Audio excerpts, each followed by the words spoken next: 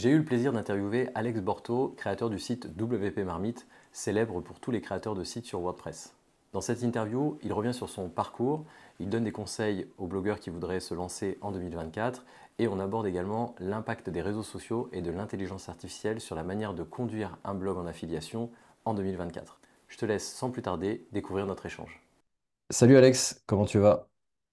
Salut Romain, bah écoute, ça va super, ravi d'être là, de pouvoir partager un petit peu mon expérience auprès de ton audience. Bah super. D'ailleurs, j'étais avec mon coach sportif ce matin qui me dit: Ah, mais tu connais Alex Borto de WP Marmite? Bah, je dis: Bah oui, je le connais. Il me dit: Ah, bah quand j'ai démarré mon site, je suis allé voir tous ses tutos et tout, c'est trop bien. Bah, je dis: Ouais, il est connu partout. Bah, tout blogueur qui se Ils respecte disent doit te tous connaître. ça. Alors, du coup, je te propose de te présenter pour ceux qui n'auraient jamais mis les pieds sur Ouais, WP Marmite. ok, ça roule. Bah du coup, comme tu l'as dit, voilà, je suis le fondateur de WP Marmite, qui est un blog qui partage plein de choses sur WordPress, donc qui est un logiciel pour créer des sites qui équipe 43% des sites dans le monde. Donc voilà, c'est un bon marché. Et donc c'est un outil qui est gratuit, open source. Et du coup, moi, je me suis lancé là-dedans en 2011. Et puis je me suis dit, ah, si je crée un blog, parce que voilà, je voyais plein de gens qui lançaient des blogs à l'époque et puis du coup je me suis dit bah, pourquoi pas moi j'avais pas envie de bosser en agence de com, etc. Donc je me suis dit bon, je vais me donner à fond pendant un an. Et puis de fil en aiguille, voilà, j'étais vraiment débutant, hein, j'étais même étudiant à l'époque. Et donc après j'ai quitté mes études, j'ai continué là-dessus et puis voilà, en 2024 je suis toujours là, quoi. Donc ça c'est plutôt cool. Et après c'est vrai que sur le chemin j'ai appris le SEO, le marketing, je continue encore de me former à l'heure actuelle sur plein de sujets. Et puis voilà, on évolue, quoi. Ouais, Voilà bah, ce on que a je peux dire démarré. rapidement. Mais après, en grosso modo, on aide les gens à créer leur site WordPress, à le personnaliser et à le promouvoir pour vraiment faire ça vraiment un petit pitch rapide, quoi. Ouais, donc tu as un an de plus que moi dans le développement d'un business web, entre guillemets, parce que moi j'ai Ok, démarré en janvier 2012, donc voilà, quelques mois après toi. ok. Pour ceux qui vont regarder cette vidéo, l'idée c'est qu'on parle de blogging, d'affiliation aussi. Est-ce que tu peux me dire en quoi est-ce que tu es légitime pour parler de ces deux sujets? Parce que je sais que tu fais, bon, le blogging, c'est pas une question, parce que tu as déjà le W Marmite qui fait autorité dans le domaine, mais Ouais. l'affiliation, peut-être que moins de gens savent que tu fais un peu d'affiliation sur WP Marmite. Bah, en fait, au début, c'était ma source de revenus principale. Donc, j'avais que ça, j'avais zéro produit. Donc, je me basais uniquement là-dessus. Donc, affiliation sur des hébergeurs web. Mhm.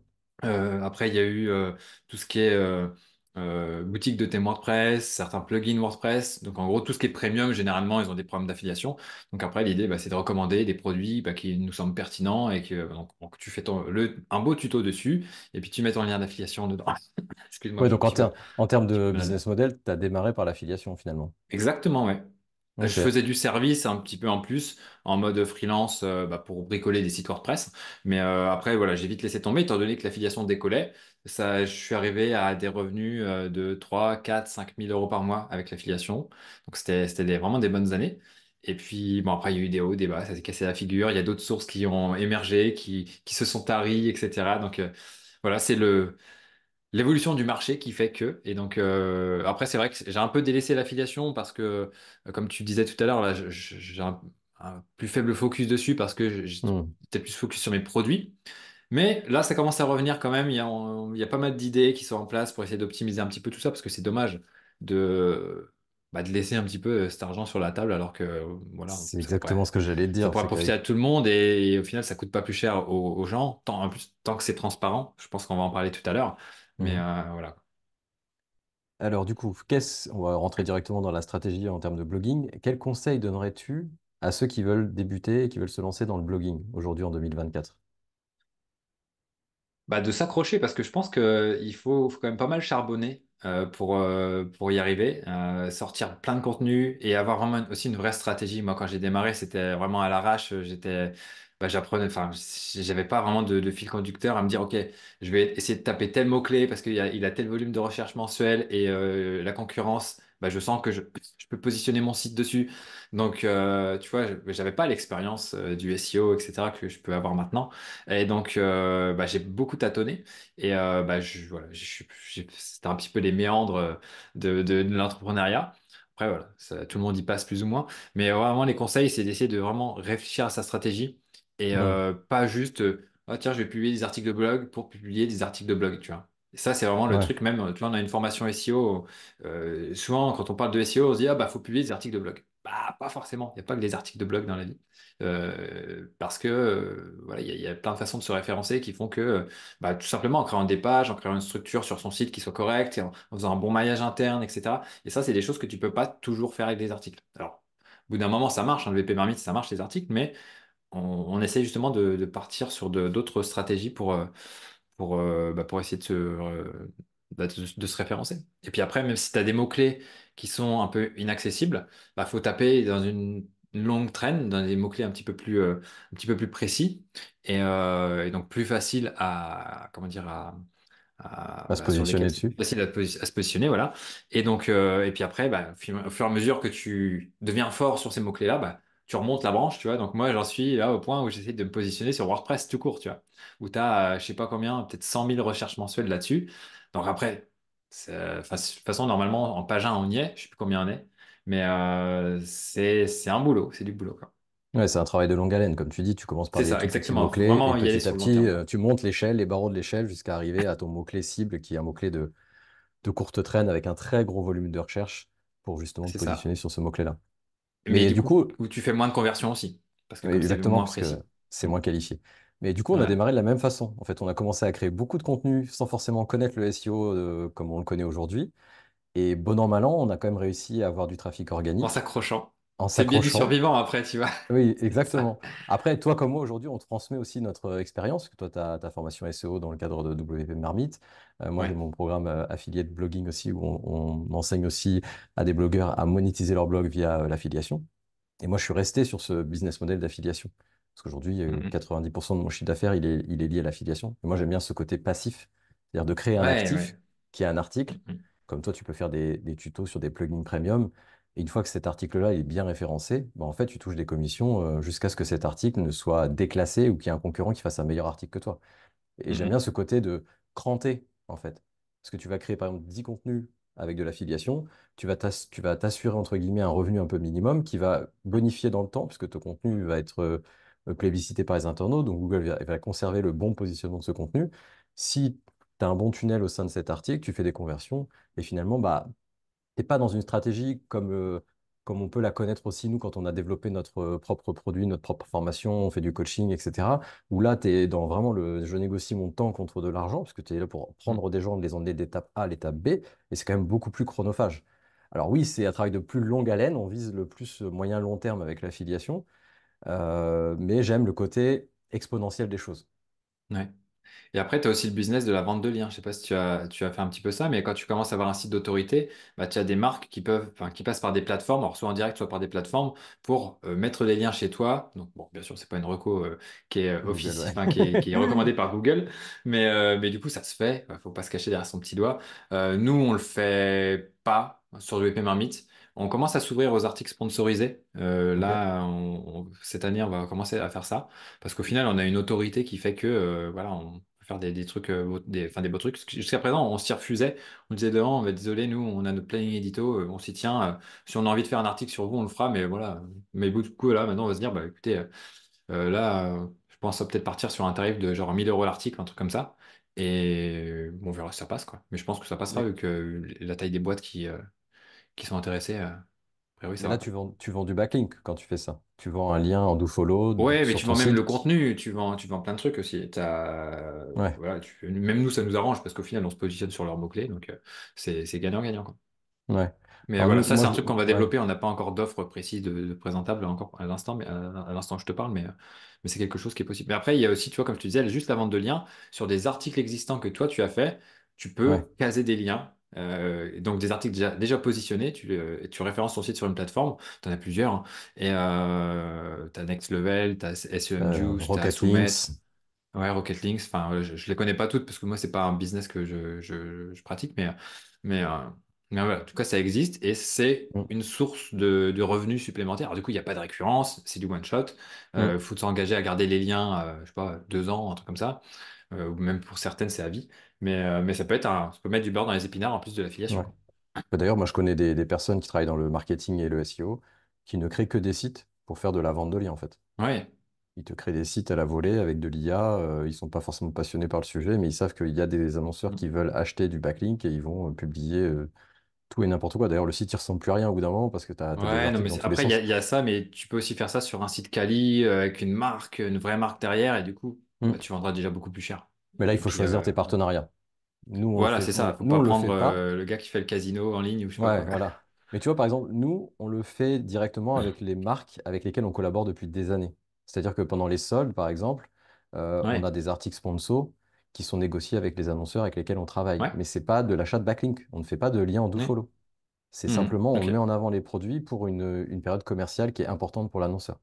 D'accord. Ok, Et là, donc nous, ça, c'est on s'y encore un autre retrouve. truc. Et nous, on s'y retrouve Mhm. bien parce que nos lecteurs, ils viennent pour du code promo, pour de la réduction.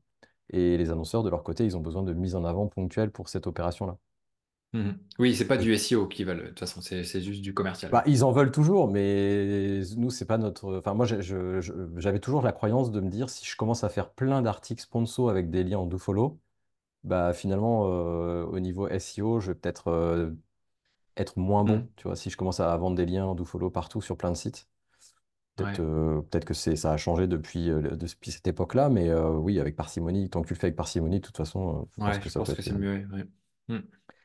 Alors, si on parle de WordPress et d'affiliation, comment est-ce que tu Mhm. recommanderais d'utiliser WordPress pour gérer un blog d'affiliation de manière optimale et quels sont les plugins ou outils pour cela? Je sais pas si Ouais. t'es, si c'est enfin, si c'est pas forcément ton cœur de métier, l'affiliation, mais demain, par exemple, moi, si j'ai un client qui vient me voir et qui me dit, voilà, je démarre sur WordPress, je veux lancer un site pour faire un média en affiliation, est-ce que tu as des bonnes pratiques à donner par rapport à ça? Moi, la façon dont j'ai commencé, c'est que tu sais, au début, je mettais mes liens d'affiliation directs. Donc, tu voyais Ok, les paramètres, tu vois. Après, j'ai commencé à bosser avec des extensions de raccourcisseurs d'URL, un type Pretty Links. Et du ok, coup, c'était sur le blog en question. Et donc, ça, c'est sympa pour voir. Je suis pas vraiment mes stats, mais en tout cas, c'est bien pour voir dans le mois combien tu as eu de clics, tout ça. Alors, je suis pas vraiment sérieux sur ça, parce que c'est pas. Ça rapporte pas vraiment des montants qui mériteraient de passer autant de temps dessus, tu vois. Mais du coup, une chose qu'on a faite aussi, c'est que j'ai créé un WordPress sur un sous-domaine ok, de WP Marmite, justement, juste pour héberger tous mes liens affiliés. Donc, pareil, en gros, c'est un WordPress qui est fermé, tu vois, il y a rien sur le site. Mais du coup, il y a un Pretty Links et c'est là-dessus qu'on met tous nos liens affiliés. Et donc, en gros, quand tu cliques sur un lien, en gros, c'est de la forme link.wpmarmite.com slash le nom de la ressource, tu vois. Et donc, comme ça a permis d'externaliser un petit peu tous ces liens et éviter de tout mettre, si tu veux, dans le même panier, quoi. Parce que quand, enfin, toi, je sais pas comment tu fais, mais au bout d'un moment, tu commences à avoir pas mal de liens et ça devient un peu le bordel dans ta base de données. Et l'idée, c'était vraiment de segmenter ça pour sortir tous ces liens-là et toutes les stats de tous les logs que ça génère pour vraiment mettre ça sur un site à part. Et le jour où j'ai envie de creuser les stats, bah, je pourrais les creuser indépendamment du blog et tu vois, ça allège un petit peu le site, quoi. Donc ça, c'est ok. juste un truc qu'on a fait. Ouais. Parce que toi, tu passes pas par des plateformes d'affiliation, tu passes en direct avec les annonceurs avec lesquels tu bosses en affiliation. Ouais, ouais, j'ai très très peu de plateformes, hein. Hmm. Après, sinon, c'est peut-être les annonceurs qui passent sur des plateformes type ShareASale. Ouais, Il y en a d'autres, je sais plus ce qu'il y a d'autres, mais en tout cas pour le WordPress, en tout cas, il y a ShareASale, il y a Impact.com. ouais. Mais après, il y a pas de Awin, il y a pas de, même en France, tu vois, je les connais Affilié, même tout pas. ça. Ouais. Hmm. Ouais, voilà, Ouais, bah, ils sont Philae, c'est plus vrai que sur je des les connais. produits physiques. Toi, t'es plus sur des projets digitaux, sur des Ouais, logiciels. voilà, c'est Donc, ça. ok. Et puis souvent, Donc, ouais, ces programmes, enfin, ces éditeurs de logiciels, ils ont leur propre programme d'affiliation. Donc, t'as pas un endroit ouais. centralisé où tu peux piloter effectivement tes stats. Mm, mm, mm. Ouais, non, non, moi, je vais dans chaque boutique indépendante, donc c'est un peu chiant. Mais après, voilà, il y a des paiements qui se déclenchent à chaque fois que tu atteins un certain seuil, et puis ouais, ça c'est comme ça. Donc après, sur WordPress en particulier, à part ça, nous, on n'a pas grand-chose en place. Je sais qu'il existe des plugins WordPress après qui peuvent se connecter à plein de plateformes type Amazon, Cdiscount, etc. pour afficher des liens, enfin des produits en rapport avec tes articles. Je sais qu'il y a un plugin qui s'appelle Bazooka, mais j'ai Ok. jamais testé. J'ai jamais eu l'occasion de tester ce truc-là. Ah, je Mais connais pas celui-là. Je me le ouais, note. Bazooka, et je ne saurais pas te dire plus. Tu tapes Bazooka plugin affiliation, tu devrais trouver. Hmm. Parce Mais que ça, je c'est fait vois. par des Français, je crois, hein, donc, ouais. Et tu connais Winamaz, par exemple? en termes Non, d'affiliation, tu ça me sais, qui parle pas, permet de non. faire des tableaux comparatifs qu'on voit un peu sur tous les sites qui essayent de faire un peu de l'affiliation un peu cheap. En gros, tu as tous les Ouais. produits style Amazon Bah, ça avec doit un être peu un ça. même Bazooka, image. ça doit être un concurrent de ce truc-là, hein. Ok, Ça doit être à peu près la même chose, hein. ok. Et en matière de tendance, alors attends, non, avant d'arriver aux tendances, il y avait une question sur la partie SEO.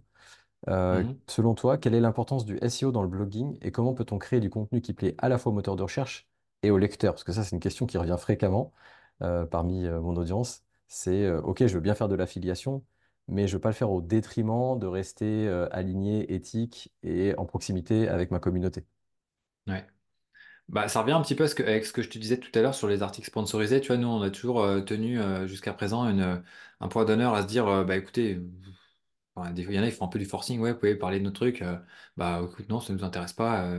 Puis en gros, tu sais, on a notre emploi du temps. On va pas. Moi, j'aime pas trop, tu sais, quand on m'impose des trucs sur mon emploi du temps. Donc voilà, bon, on est parti là-dessus. Puis on est parti aussi sur ça pour dire à notre public, bah, on n'est pas biaisé en fait. Il y a personne qui nous dit faites un article sur nous, etc.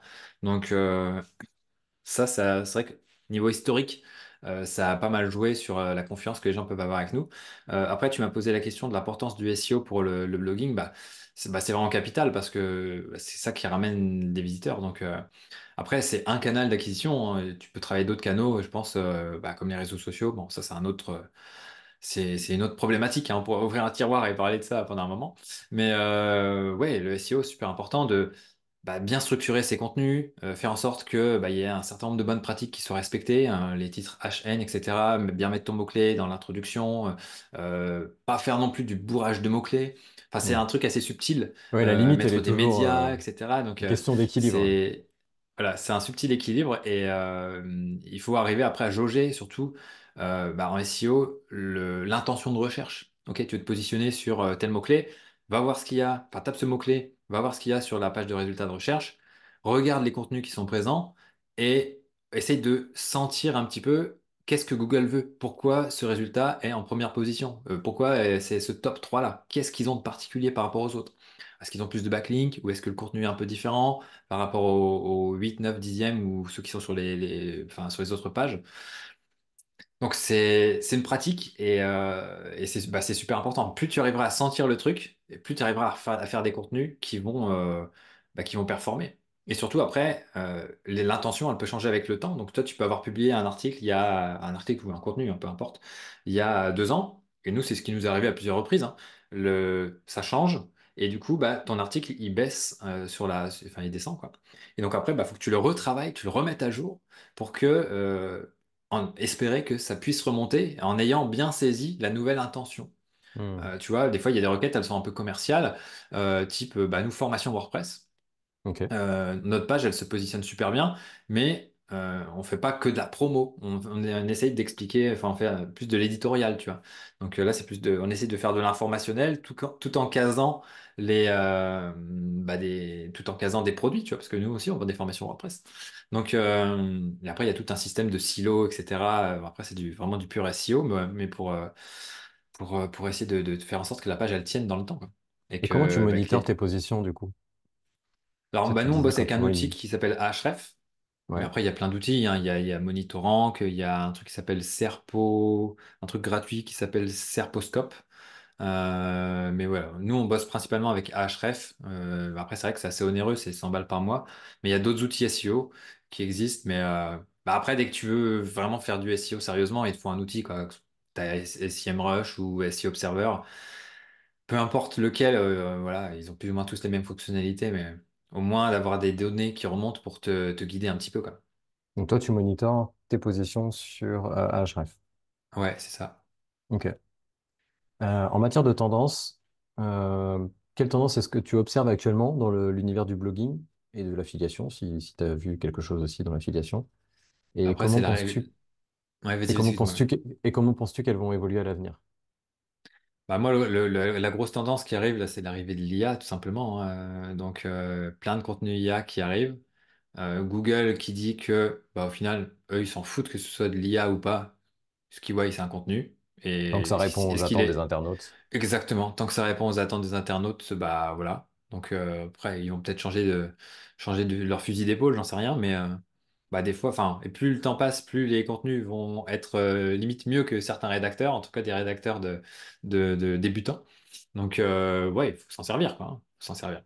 J'aimerais un peu Et plus m'en servir. Toi, typiquement, pour on a un glossaire sur le WP Marmite. On a X définitions qu'on n'a jamais eu le temps de sortir. Bah, ouais. on pourrait se mettre une semaine dessus et sortir, enfin, même pas une journée dessus et sortir un max de définitions. Et voilà. Après, il y a aussi l'aspect de, comment dire, nous, on est un site d'autorité, donc en gros, si on fait des trucs un peu moins quali, bah, ça va avoir peut-être plus tendance à se positionner que si c'est quelqu'un qui sort un truc nouveau, quoi, tu vois. Donc, Et il y en a même le, il y a- il temps, y a- Et en même temps, des sites comme le tien, qui sont installés depuis pas mal d'années, il y a une aversion au risque, c'est-à-dire qu'aujourd'hui, on ne sait pas encore trop, parce que c'est relativement récent, hein, Faut pas ça trop date faire le de... foufou, quoi, on va dire. Voilà, faut pas aller all-in sur l'IA, à mon sens, en tout cas à l'heure Non. actuelle.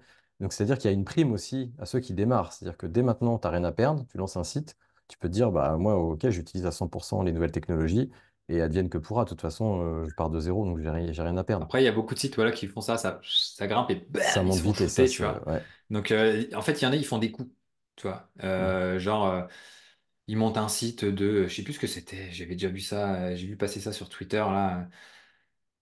C'est des sites ce qu'on appelle des sites de PAA, tu sais, les People Also Ask. Donc, c'est les petites questions que tu vois comme ça. Donc, en ouais. gros, il y a des mecs, ils ont des outils, ils récupèrent toutes les questions, ils mettent la question, ils mettent ça dans le chat GPT, ça génère un contenu, boum, ils sortent ça, et puis ils se positionnent sur plein de questions. Puis, du coup, les sites, ils grimpaient. Puis, ils avaient tellement de pages, c'était tellement de bordel là-dedans que, à mon avis, Google, Hmm. enfin, t'avais des signaux des alertes qui s'allumaient, et puis, boum, tu vois, du jour au lendemain, ça le shoot. Mais voilà, après, je sais qu'il y a des SEO qui font des trucs assez crades et ça marche, tu vois. Donc, faut juste définir son niveau de qualité, quoi. Et puis après, ouais, il y a des trucs, on n'est pas forcément à l'aise de faire des trucs moches, mais bon, c'est pas en faisant le petit artisan à faire un article par mois que tu vas décoller aussi. Donc, Ouais. faut peut-être jauger un peu des deux, quoi. Après, il y a quand même un truc qui a relativement changé grâce à l'IA, c'est que le ticket d'entrée, avant, nous, quand on Oui, démarrait, il fallait soit savoir très bien écrire, ça savoir faire du transpirait là, les SEO. doigts, quoi. Voilà. Et enfin, moi, j'ai très vite délégué cette partie-là parce que c'était vraiment pas une zone de génie de mon côté. Hmm. Mais il y avait une prime, enfin, il y avait quand même, enfin, il fallait se sortir les doigts pour arriver à produire des centaines de contenus, avoir un site qui tient la route d'un point de vue SEO technique, Hmm. d'avoir quelque chose qui plaît aussi d'un point de vue design, ergonomie, etc., UX. Aujourd'hui, la barrière à l'entrée de la rédaction, elle saute en fait. Et potentiellement, tous les gens qui étaient Exactement, rebutés ouais. par le fait d'écrire plein d'articles, ils peuvent se lancer. Ils ont peut-être des choses à dire, ils peuvent utiliser l'IA pour le faire. Et puis tu peux avoir en tout cas une base de contenu que après tu retravailles toi-même, mais en tout cas ça te prendra beaucoup moins de temps. Après ça dépend ce que tu fais, tu vois, nous on fait des tutoriels, l'IA elle va pas nous faire des captures des plugins qu'on présente, tu vois. Donc elle se base sur des trucs qui existent déjà, donc ça dépend les contenus que tu veux faire. Si tu veux faire un contenu bateau sur bah, toi dans ton domaine sur l'agencement d'intérieur de voilà de Mm. je ne sais quelle pièce. Voilà, ça va te prendre un truc, mais si tu veux faire un test de ce nouvel abat-jour, etc. Bah là, faut du cerveau humain, tu vois, pour faire ça. Ou en Et tout cas, du tu pourras coup, avoir une trame. Mais pour commencer, mais. faut que je saute parce que là, tu me lances une perche sur la question de l'IA, justement. Ok. Euh, la question que je voulais te poser, c'est en quoi est-ce que l'IA va modifier profondément ou non la manière de produire des contenus quand on a un blog, selon toi? Vaste question, là, c'est assez philosophique ton truc. Mais après, je pense qu'il va y avoir pas mal d'outils qui vont effectivement s'intégrer dans WordPress. Il y en a déjà qui font ça. Tu vas, tu vas avoir une sorte de chat GPT dans WordPress si tu veux. Tu vas poser ta question, puis le plan va dérouler et puis tu vas avoir ça qui va arriver. Donc tu vas gagner en productivité, quoi. J'ai vu, c'était en Allemagne qu'il y avait un magazine je sais plus quel magazine en ligne, tu vois. Ils ont licencié peut-être les trois quarts de leurs rédacteurs pour mettre de l'IA, tu vois. Hmm. Alors, si c'est pour faire des brèves AFP, tu vois, je suis sûr qu'il y avait déjà Oui, des outils qui généraient des textes comme ça.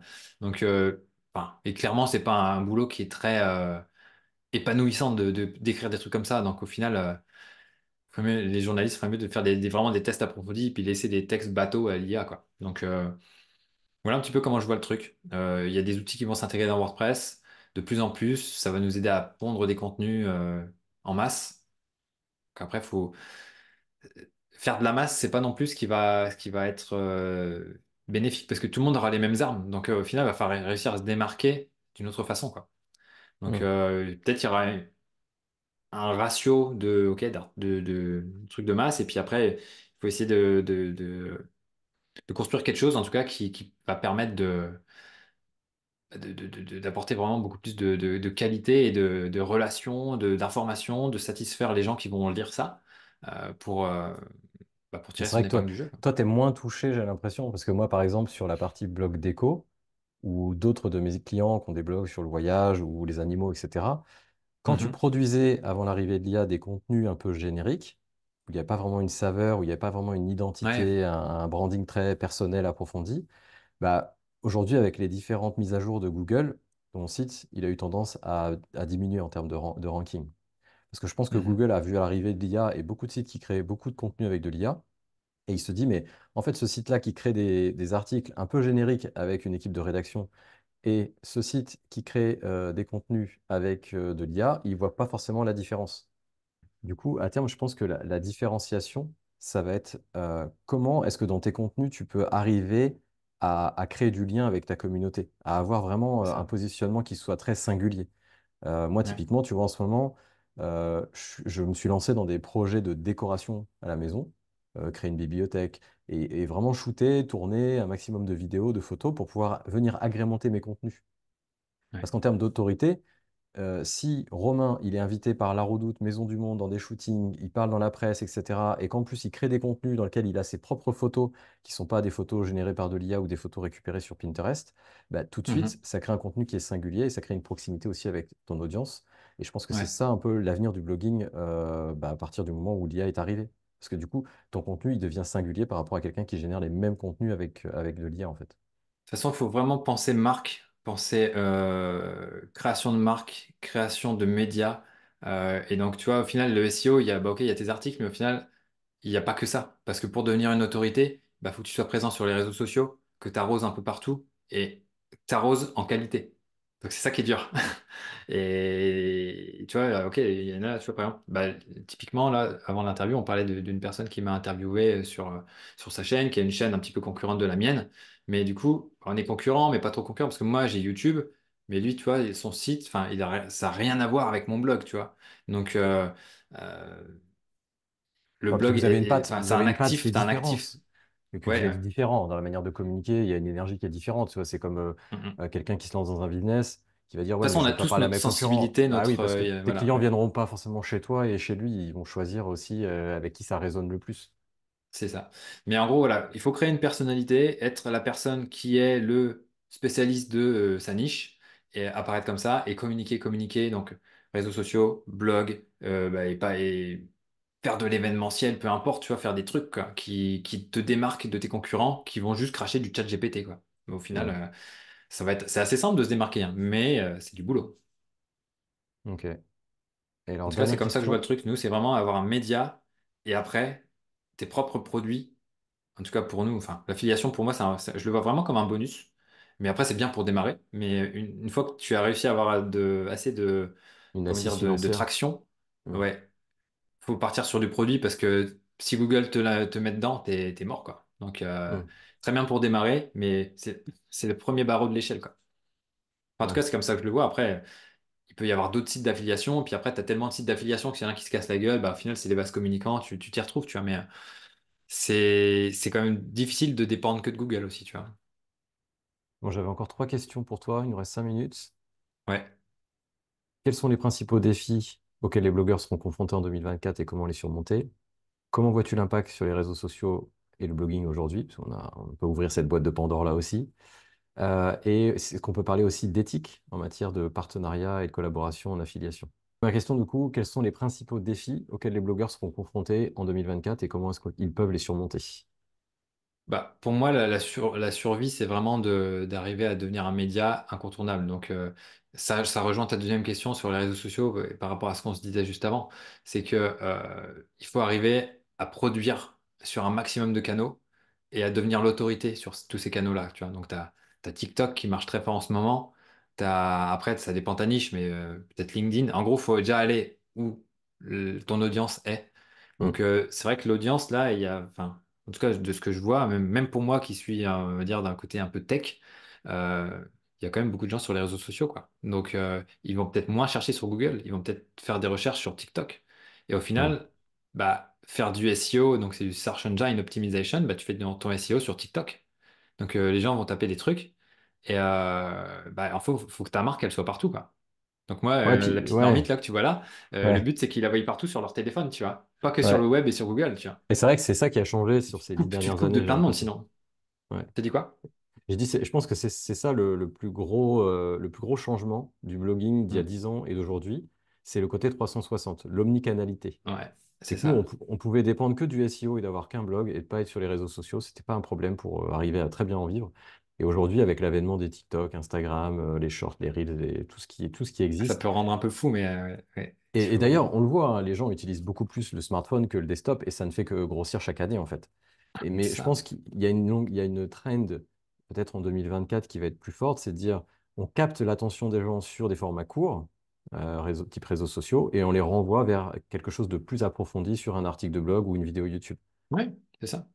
Et du coup, Nous, ce qu'on fait là, ouais, vas-y. le challenge, c'est comment tu arrives à partir d'un format pilier, une vidéo YouTube longue ou un article de blog approfondi, à découper, recycler et promouvoir. C'est ça, c'est recyclé. Il faut que tu recycles tes articles. Typiquement, là, nous, on a eu du mal à trouver, hein. Mais on a trouvé quelqu'un sur Upwork pour nous aider sur nos réseaux. Parce que, bah, à la base, on avait quelqu'un qui était en France, mais bon, c'était hors de prix, quoi. C'était très, Hmm. très, très chaud. Mais là, du coup, on a trouvé quelqu'un à Madagascar pour nous aider là-dessus. Mais nous, après, le défi, c'est d'avoir quelqu'un qui soit bon sur la gestion des réseaux sociaux, donc la rédaction des textes, la création des visuels qui sont en accord avec ta marque, pour qu'il y ait Ouais. toute une cohérence si tu veux, et qui connaissent un minimum ton domaine pour pas écrire n'importe quoi, tu vois. Ou alors que toi, t'es pas besoin de valider à chaque fois. Alors au début, si, mais l'idée c'est que ça puisse rouler, quoi.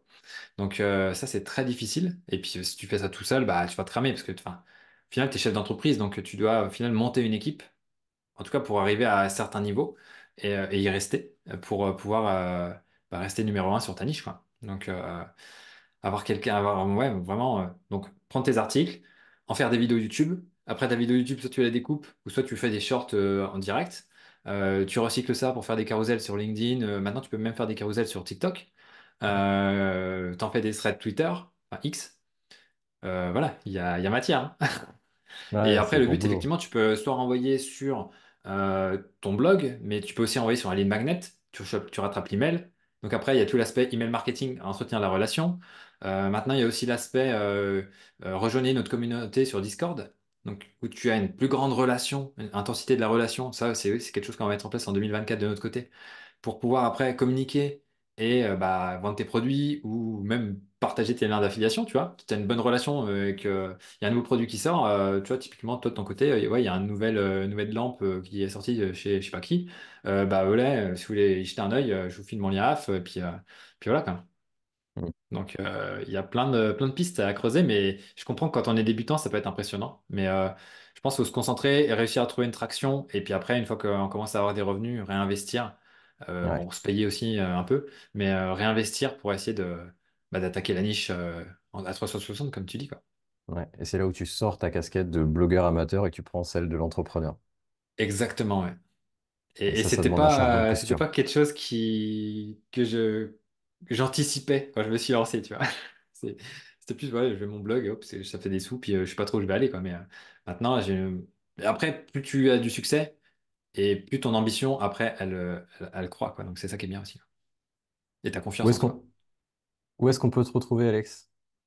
Bah écoute, vpmarmite.com, j'ai mon site perso, alexborto.com aussi, je fais des vidéos un petit peu sur mon parcours entrepreneurial dessus. Et puis après, voilà, tous les réseaux, hein, vous tapez le VP Marmite, vous allez trouver quoi, TikTok, X, LinkedIn, voilà, tout même Pinterest, même si là c'est un peu en auto, mais en automatique, mais on essaye d'être partout, du Ok, mieux très qu'on bien. peut, et on s'améliore constamment, quoi. Ça marche. En tout cas, merci pour ton temps, Alex, Avec et plaisir, Romain. à la prochaine. À la prochaine, ciao, et bon courage pour vos sites.